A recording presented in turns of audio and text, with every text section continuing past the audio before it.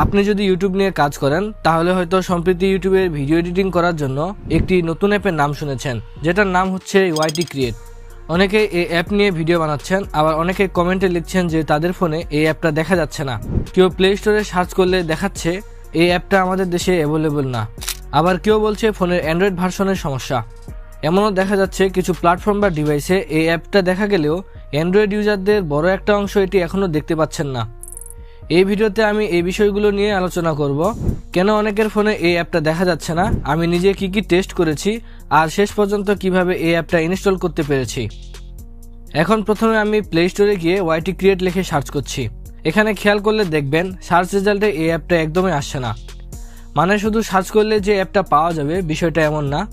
এখন অনেক সময় আমরা সরাসরি সার্চে না পেলে কোনো লিঙ্ক দিয়ে অ্যাপে ঢোকার চেষ্টা করি। তো আমি এখন একটা লিঙ্ক ব্যবহার করে এই অ্যাপটা প্লে স্টোরে খুঁজে পেয়েছি। এখানে ঢোকার পর আপনি দেখতে পাচ্ছেন অ্যাপটা শো করাচ্ছে ঠিকই, কিন্তু এখানে লেখা আছে এই অ্যাপটি আমাদের দেশে অ্যাভেলেবল না।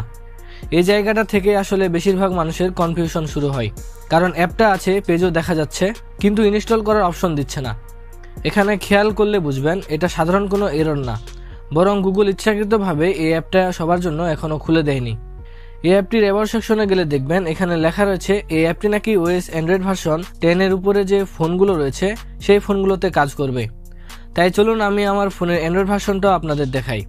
এখানে আমার ফোনের অ্যান্ড্রয়েড ভার্সন হচ্ছে 15, অর্থাৎ লেটেস্ট ভার্সন থাকা সত্ত্বেও প্লে স্টোর থেকে আমি অ্যাপটা ইনস্টল করতে পারছি না।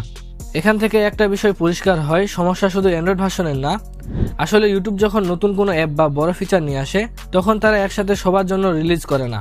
প্রথমে কিছু নির্দিষ্ট দেশ, কিছু নির্দিষ্ট ইউজার, আবার অনেক সময় কিছু নির্দিষ্ট গুগল অ্যাকাউন্টের জন্য অ্যাপটা খুলে দেয়। এটাকে বলা হয় স্টেজ বা রোল আউট সিস্টেম। এই কারণে দেখা যাচ্ছে একই দেশে থেকেও এই অ্যাপটি কেউ পাচ্ছে, কেউ পাচ্ছে না। আমি নিজেও এই বিষয়টা বোঝার জন্য কিছু টেস্ট করেছি। যেহেতু এই অ্যাপটি ইন্ডিয়াতে অ্যাভেলেবল আছে তাই আমি ভিপিএন ব্যবহার করেও দেখেছি।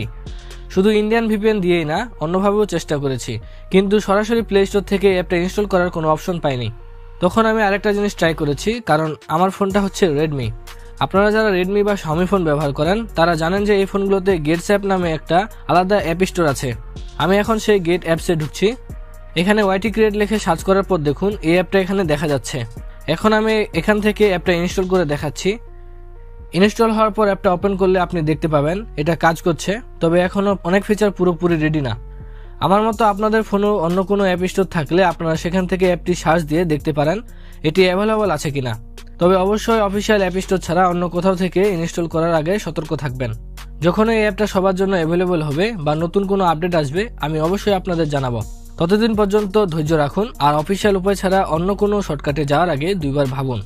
তো আজকের ভিডিওটি এখানে শেষ করছি, দেখা হচ্ছে অন্য কোনো ভিডিওতে। যদি ভিডিওটা আপনার উপকারে এসে থাকে তাহলে অবশ্যই ভিডিওতে লাইক করবেন, আর ইউটিউব নিয়ে আরও অন্য কিছু জানার থাকলে আমার আগের ভিডিওগুলো দেখে আসতে পারেন। দেখা হচ্ছে সেই ভিডিওগুলোতেই।